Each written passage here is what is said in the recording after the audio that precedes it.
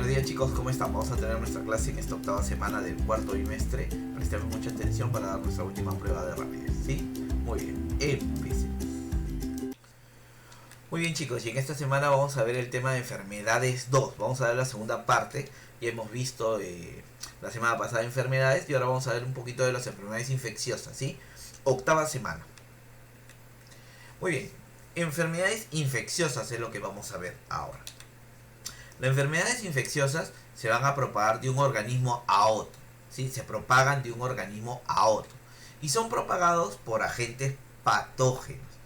Pueden ser bacterias, protozoarios, hongos, helmintos, que son gusanos. En los gusanos tenemos a los platelmintos, como la Taenia solitaria, ¿sí? La fasciola hepática, que también podría ser un caso, y también tenemos el caso de los nemátodos, como el oxiuro, termina desencadenando el oxiuro, la triquina, que son parásitos, no la lombriz intestinal misma. Y artrópodos, que también podrían llevar algunos de estos, ¿no? Pero estos son seres vivos. También se habla del caso de enfermedades infecciosas con virus, con priones, que son proteínas alteradas, y viroides, que es solo ARN, ¿no? Pero estos no son seres vivos, carecen de vida. Entonces, las enfermedades infecciosas se van a propagar de un organismo a otro, infección, propagados ya sea por un agente patógeno. Vamos a entender un poquito qué es la triada epidemiológica. La triada epidemiológica que se habla en las enfermedades infecciosas incluye tres cosas: el medio ambiente, los agentes y el huésped. Ellos forman la triada epidemiológica: medio ambiente, agentes y huésped. Son los factores causales o determinantes de la enfermedad. O sea, cuando se presentan estas enfermedades se depende, o las causas pueden ser el medio ambiente, los agentes y el huésped. Veamos. Primero veamos lo que es el medio ambiente. ¿A qué se refiere? Son las condiciones climáticas, las instalaciones, la alimentación, etcétera, que van a influir directamente en el desarrollo de la enfermedad, puesto que estos factores van a actuar sobre el agente y sobre el organismo sensible. El medio ambiente va a favorecer, ¿no?, en algunos casos, la presencia o el desarrollo de la enfermedad. O sea, tanto el medio ambiente beneficia que la enfermedad se dé al agente patógeno como a la persona que está padeciendo, ¿no?, al organismo sensible que te dice, ¿no? Los agentes infecciosos, que acá vamos a ver algunos términos como infectividad. ¿Qué es infectividad? Infectividad es la capacidad que posee para adaptarse a vivir dentro del hospedado. O sea, el agente infeccioso tiene que adaptarse dentro del organismo, entonces eso depende de su infectividad. Patogenicidad, que es la capacidad del microorganismo de producir enfermedad en el organismo infectado. O sea, la patogenicidad es la que nos habla de la capacidad del organismo de producir la enfermedad. Virulencia, ya es el término cuantitativo que indica el grado de patogenia, o sea, qué tan virulento, qué tan dañino, qué tan perjudicial podría ser el agente infeccioso en un organismo vivo. Ese es el término de virulencia. Hospedero. Hospedero va a ser el organismo en que va a habitar el agente causal, ¿sí? Puede ser portador, que es la persona enferma, convaleciente o aparentemente sana, que lleva en su cuerpo el germen de una enfermedad y actúa como propagador de esta, ¿sí?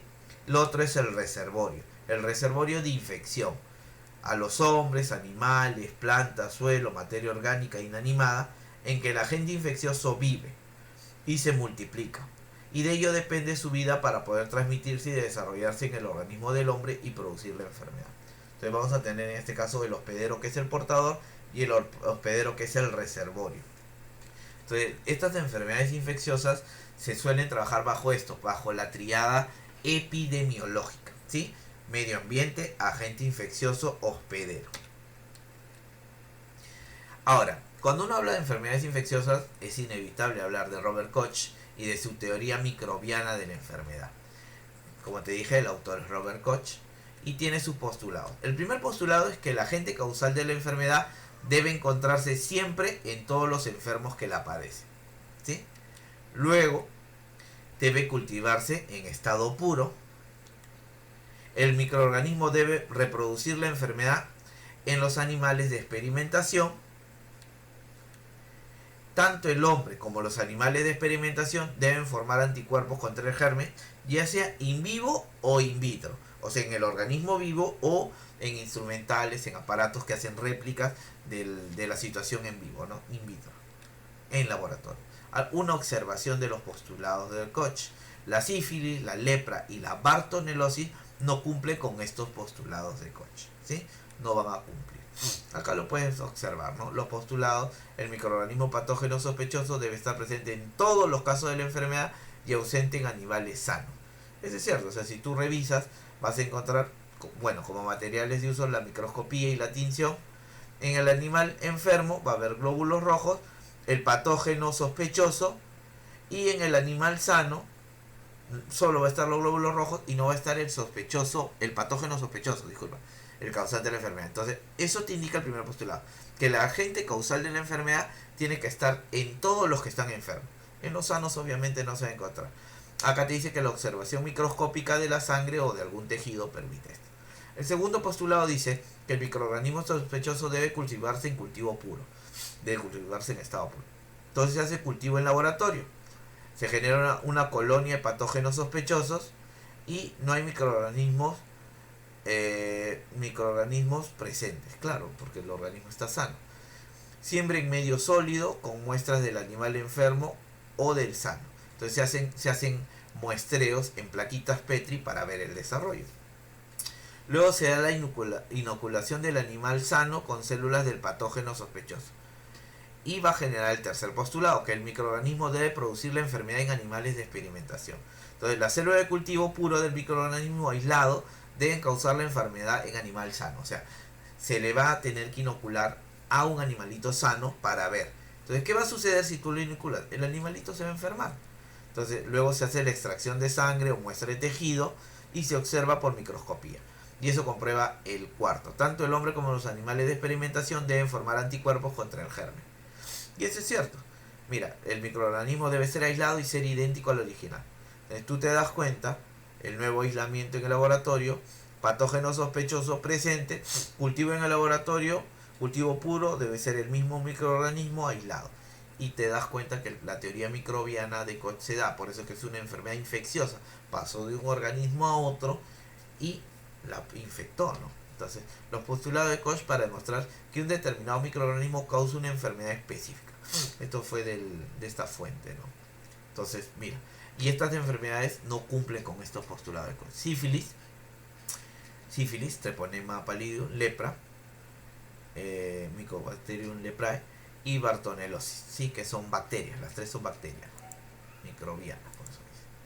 Forma de transmisión de las enfermedades. Vamos a revisar un poquito de la forma de transmisión de las enfermedades. Tú estás sanito y contento, pero puede ser que por culpa de la transmisión de estas enfermedades termines todo triste o mal, ¿no?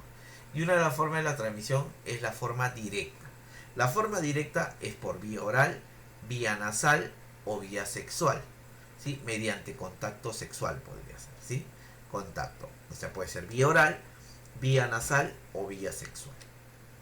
Y es indirecto cuando se realiza la transmisión de la enfermedad a través de fomites, ya sea en comida, en aire, en agua, heces, ¿no? Que podría contener huevos, que es un objeto inerte, en vectores como animales. Y acá hay que tener cuidado, o sea, un vector va a ser un animal que de forma indirecta te va a pasar la enfermedad a ti.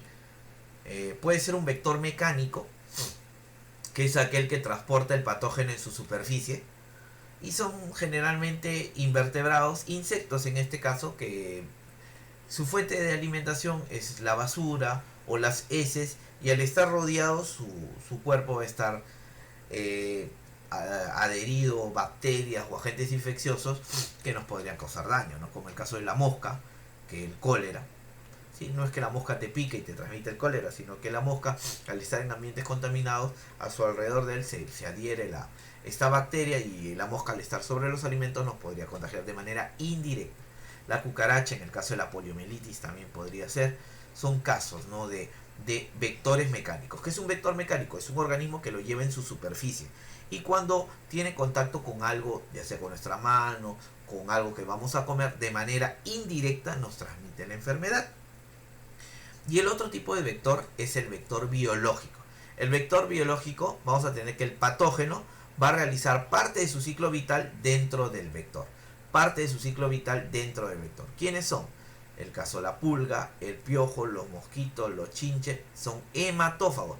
Entonces, ¿qué va a pasar? El patógeno tiene que realizar obligatoriamente una parte de su vida dentro de estos animales, de estos invertebrados, de estos insectos, ¿sí? Y al ser hematófagos, ¿por qué? Porque van a tener contacto de sangre con otro animal. Ahí, en el contacto de la sangre, van a transmitir la enfermedad de manera indirecta. Van a transmitir al agente causal de la enfermedad de manera indirecta. Entonces, hay que tener cuidado, vector mecánico y vector biológico.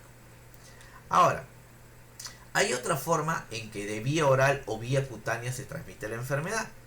Y esas enfermedades son, por ejemplo, el caso de la rabia, del ébola, del toxoplasma, la tuberculosis, la fiebre amarilla y hasta el COVID, ¿no? Que se ha manifestado que también ha sido este caso. ¿Cómo es? Que ha tenido un hospedador animal. O sea, han tenido un hospedador animal y del hospedador animal se ha transmitido, ahí está el huésped animal, y del animal se ha transmitido al hombre. Esto genera una zoonosis. Una zoonosis es cuando la enfermedad, que ocurre principalmente en animales, se puede transmitir ocasionalmente al hombre. Entonces tengamos en cuenta, cuando la enfermedad ocurre en animal y del animal se transmite al hombre, estamos hablando un caso de zoonosis. Veamos algunos casos. Mira, por ejemplo, la ortozoonosis, que es transmitida de forma directa o también indirecta desde el animal infectado al hombre. Casos de ortozoonosis se mencionan la rabia, tuberculosis y la brucelosis. La saprozoonosis. El agente causal no solo está presente en el hospedero, sino también cumple parte de su ciclo vital en un reservorio extraanimal, ya sea materia orgánica, suelo o planta. Casos de saprozoonosis: el botulismo, el tétano y la micosis. Luego tenemos la ciclozoonosis, que el agente causal necesita más de una especie animal de un vertebrado para completar su ciclo biológico. Y este es el caso de los helmintos. Por ejemplo, el caso de la equinococosis, ¿sí? Y tenemos la metazoonosis, que el agente infeccioso, necesita más de una especie animal vertebrado. Un vector invertebrado específico donde se multiplica y se desarrolla. Entonces vamos a tener acá varios, ¿no? ¿Cómo se llaman? Hospederos intermediarios. Ricketsiosis y la leishmaniosis son ejemplos de estos casos de zoonosis. Recuerda, zoonosis cuando se pasa de animal al hombre. En el caso del COVID han mencionado al murciélago y al pangolín, ¿no? Busca el pangolín para que veas cómo es. Ahora, vías de infección. En el caso de las vías de infección yo te había mencionado que pueden ser oral o digestiva, nasal o respiratoria, cutánea o de vía sexual. Y acá te menciono algunos ejemplos, ¿no? Vía oral o digestiva a través del agua o algunos alimentos contaminados. Y casos de enfermedades que se transmiten por vía oral o vía digestiva, tiene la poliomielitis, la tifoidea, ¿sí? La taenosis y el cólera. Son enfermedades que se van a tener la vía de infección a través de agua y o alimentos contaminados. Generalmente han tenido contacto con heces. Y los huevos de la mayoría de estos, o las bacterias en algunos casos de estos, son muy pequeñas para ser detectados. Entonces la limpieza es muy adecuada. ¿Dónde vamos a comer? En cualquier sitio no se puede comer. Hay que conocer un poquito o verificar la limpieza del lugar, ¿no? Vía nasal o respiratoria, a través de la tos, estornudo o esputo, ¿sí? El caso de enfermedades que se transmiten en vía nasal o respiratoria tienes el caso de la gripe, sarampión, tuberculosis, difteria, la tos ferina o la tos convulsiva. Estas se van a transmitir a través de tos, estornudos o esputo. A través de cutánea, a través de la piel, por picaduras, heridas o escoriaciones de la piel, tienes el caso del antrax, de la lepra, del tétano y de la malaria. Y vía sexual tenemos el caso de enfermedades venéreas o las ITS que hemos hablado, o las ETS, que es la otra forma de llamarlas, como el caso de sífilis, gonorrea, el papiloma, VIH-Sida, la tricomoniasis y la hepatitis B, ¿sí? Muy bien. Ahora, hay artrópodos que son transmisores de enfermedades, y eso sí vamos a conocerlos un poquito más acá. Ahora, puede ser de forma directa, que producen la enfermedad, como el caso de los ácaros, que son arácnidos microscópicos y lo que van a generar o causar son alergias, rinitis nasales y asma, ¿no? Por eso que la limpieza adecuada, el aseo adecuado de los ambientes es lo más recomendable, ¿no? Luego tenemos el Sarcoptes scabiei. Recuerda que cuando está escrito la primera en mayúscula, todo lo demás en minúscula y está con letra cursiva, indica que es un nombre científico, ¿sí? Sarcoptes scabiei, que causa la sarna, rasca o escabiosis, que son los nombres vulgares que se llaman a esta enfermedad, ¿no? Que causa el Sarcoptes scabiei, ¿sí? Luego tiene la larva de la mosca, que puede causar miasis. Estas son de forma directa. Ahora, tenemos acá alguna observación para ver. Miren, vamos a entender ahorita. En forma indirecta son conocidos también como vectores, que te hablaba, ¿no? El vector mecánico es el agente patógeno, se adhiere al vector sin sufrir cambios, o sea, lo lleva en la superficie externa. Caso de la mosca, como cólera, la tifoidea, la cucaracha, la poliomielitis que te había mencionado. A ver, una observación, ¿no? Por ejemplo, el caso de la pediculosis, la infectación por piojos. El agente es macroscópico, o sea, quiere decir que es visible. La puliculosis, que es la infectación de pulgas, y la tiriasis, que es la infectación de la ardilla, el piojo pubiano, en el pubis, ¿no? en el vello púbico, que tiene su nombre, Tritus pubis. Esto de acá, el agente es macroscópico. ¿Qué quiere decir? Que es visible. Pero también vamos a tener el caso de infecciones que son agentes microscópicos. La infección ya es por un agente microscópico, tener cuidado, ¿sí? Ahora, los vectores biológicos. Los vectores biológicos, el agente se va a multiplicar o cambiar de estado en su ciclo vital dentro del vector. Entonces vamos a tener que el vector biológico va a llevar y luego lo va a transmitir, pero lo lleva en su ciclo de vida, ¿no? Lo va a llevar internamente, va a desarrollar, el agente patógeno va a desarrollar una parte de su ciclo vital dentro de estos artrópodos, ¿no? Por ejemplo, tenemos el vector, la enfermedad y el agente patógeno. El vector en este caso va a ser la chirimacha, chipo o vinchuca, como se le llama vulgarmente, su nombre científico es Triatoma infextan, y este artrópodo va a causar la enfermedad del mal de Chagas. Por ejemplo, por esta enfermedad falleció Charles Darwin. El agente patógeno va a ser el Trypanosoma cruzi, que es un protozoario flagelado mastigóforo. Entonces, el Trypanosoma cruzi es el causante del mal de Chagas. El Trypanosoma cruzi es el causante del mal de Chagas. Ataca a tejido muscular. Este protozoario necesita desarrollar su ciclo de vida dentro de la chirimacha. Y la chirimacha, cuando pica por su aparato picador, chupador, hematófago, va a causar este daño, ¿no? al ser humano y le va a transmitir la enfermedad. Otro caso es el de la titira, llamada manta blanca, que acá hay dos casos, el Phlebotomus y la luxomia, ¿sí? Que son causantes de la enfermedad Bartonelosis, o también llamada verruga peruana, y la leishmaniasis, llamada uta o espundia, ¿sí? En el caso de la bartonelosis, el agente patógeno va a ser Bartonella bacilliformis, que es el bacilo de Bartum, y al ser un bacilo tú ya te darás cuenta que es una bacteria.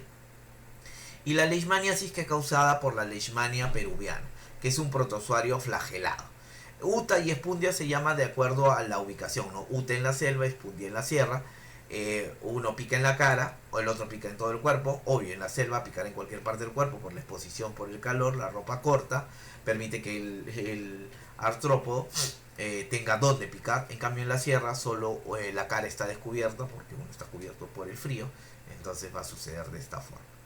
La mosca tsetse, que es Glossina palpalis, su nombre científico, causa la enfermedad del mal del sueño, y el agente patógeno es Trypanosoma brucei, que también es un protozoario flagelado. Luego tienes como vector al zancudo o el mosquito, que es el zancudo del Anopheles.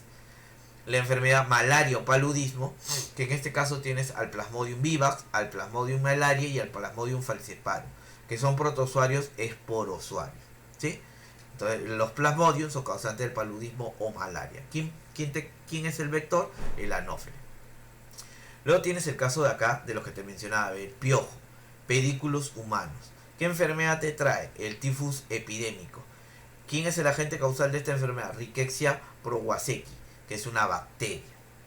La pulga, Xenophila chiopis, que en este caso es el agente macroscópico, como te decía, el vector. La enfermedad, la peste bubónica, que es llamada peste negra. Y el causante es la Yersinia pestis, que es el bacilio de Yersin, ¿no? Luego tienes el último vector, el mosquito de la Aedes aegypti, que es causante del dengue, de la fiebre amarilla y del Zika.